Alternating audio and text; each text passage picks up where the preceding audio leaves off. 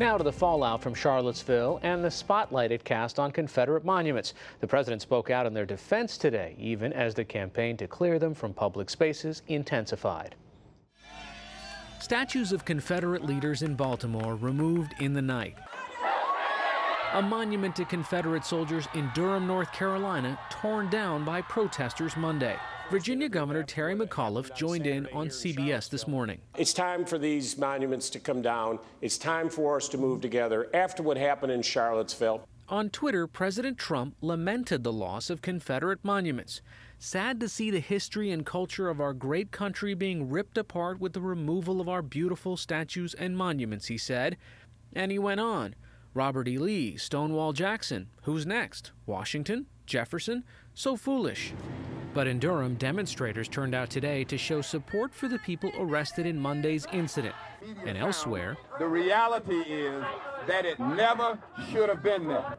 Protesters rallied in Tampa, Florida, after the local government said residents will have to raise money on their own to remove a Confederate monument there. The cries for action echoed in Congress, with House Minority Leader Nancy Pelosi saying in a statement, "The Confederate statues in the halls of Congress have always been reprehensible." A spokesman for Republican House Speaker Paul Ryan said it's up to each state to decide whose statues will represent it in the Capitol. Back in Charlottesville, hundreds gathered for a vigil last night at the University of Virginia. Plans for the march were spread by word of mouth. The crowd walked the same route the white supremacists had taken. We're here to take back the lawn from this student generation, but all the previous and all the future generations of students who've walked the lawn. The lawn stands for liberty, and equality, and justice, and freedom. But Governor McAuliffe suggested President Trump should stay away from Charlottesville.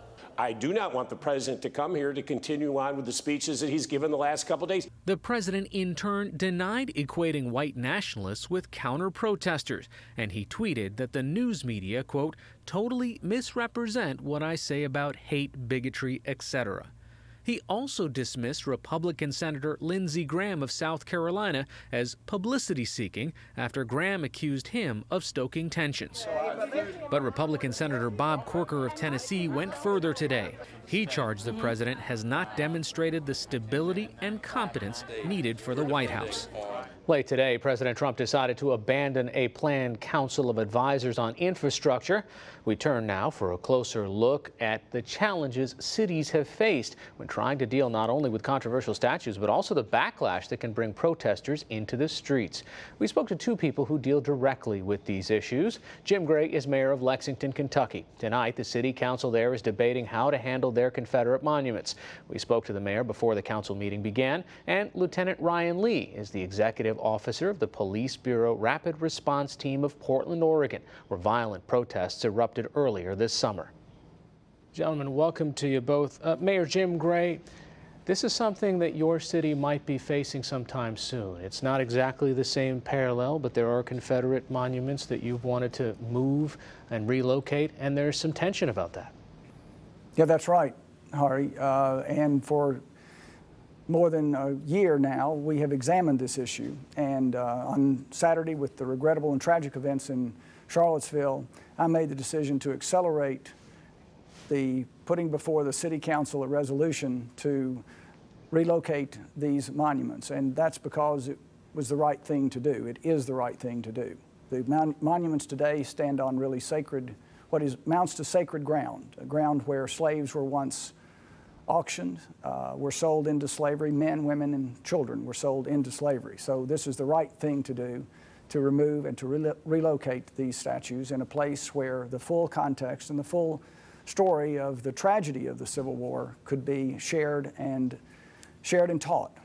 Mayor Gray, staying with you for a second, how's your police department preparing for the possibility that people who want to tear this statue down want to make Lexington another example?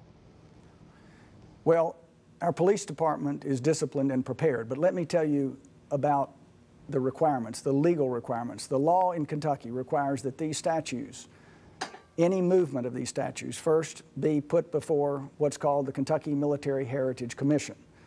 So within the law today, we are operating within that law. Our police are prepared. We're a peaceful city. We're a city that's a giving and compassionate city, but we're also disciplined and prepared. Lieutenant Ryan Lee, your city faced some very difficult protests. How did you get through them? It's important for us when we're approaching these situations to understand that there is an exercise, a lawful exercise of First Amendment rights. And why I may personally find the content of somebody's speech personally reprehensible, my role as the police officer is to facilitate that lawful and peaceful expression of somebody's First Amendment rights, to try and help navigate for those people that wish to express lawfully their free speech, to try and give them a platform for it, while at the same time weighing out those governmental interests to keep the peace, to maintain law and order, and to meet the public's expectation of what they want from their police force. It's not an easy one solution fits all. For us, it required reaching out to a variety of organizers from all sides of the political spectrum, trying to get them to self-police, and then developing plans in place to keep public order if necessary. Mayor Gray, those are great suggestions that Lieutenant Lee has. Is that what your police department's doing? Tell me a little bit about the strategy on how you're planning these things through. Sure. Well, our police chief has reached out to Charlottesville, to those who are responsible in Charlottesville, to try to gain some lessons learned there. Our police department is often set up as one of the finest in the country, an example in the country for its discipline, for its preparedness, dealing with crises, dealing with demands routinely. So we're prepared. We're reaching out to state and federal, also, of course, local jurisdictions who may provide help, and they're doing a commendable job today of preparing. But as the lieutenant said, you know, this country founded, one of its, of course, founding principles is the right to free speech. But that, when it extends over into hatred and violence and those expressions in a violent way, of course, then that's when we need to be prepared, and we are. Mayor Gray, where's that threshold for you? I mean, one of the more striking images from Charlottesville were the police standing back, and there were people fighting right in front of those officers. Do you have instructions to your police department that say, get involved when X happens or Y happens? You know, that's the responsibility of our police chief, our command unit of our police. The lieutenant knows those protocols well. We expect to deal with these issues should they emerge. We expect and we will deal with them responsibly, but we will deal with them effectively and in a disciplined way. Lieutenant Lee, looking back at what happened in Charlottesville, I'm not asking you to armchair quarterback, but if this happened in your city, what are the guidelines? What's the strategy that you say? I realize there are case-by-case decisions that the officers have to make, but there seem to be very different approaches that departments take to try to cordon people off into different physical spaces so that they can't clash as easily, maybe use other tools like bicycles and so forth. What do you do? Well, as you mentioned, we do try and cordon people off as appropriate. We can place reasonable time, place, and manner restrictions upon free speech if necessary. We have to allow for some alternative form of expression. So the ability to set particularly opposing groups apart, whether it's through fencing, whether it's through physically locating officers between them, that's an option, it's a possibility. What is legally possible from state to state and city to city changes. So some of the things that may be both legally acceptable here in the city of Portland and socially acceptable with the expectations of the public may vary from place to place. So the options that are on the table for Charlottesville may not be the same for us. When we look at these groups, there's often sort of a mistake where people see, they just see it as a dichotomy. They look and they see what they think are homogenous groups. This group represents one side and another group represents another. But what, from dealing with crowds, we've learned over the years is that there are a variety of like-minded clusters that sort of form out a plot point for a spectrum of opinion. And so it's recognizing those people in those groups that plot as wanting to carry out a lawful expression of their First Amendment rights, trying to communicate and coordinate with them, and trying to get them to sort of outgroup or excise those that really are just seeking a violent confrontation so that the police can address the conduct there and keep it safe for all parties to express their free speech. Lieutenant Lee, is it more complicated when it is groups of protesters attacking each other versus when you know there's one specific group that's out there?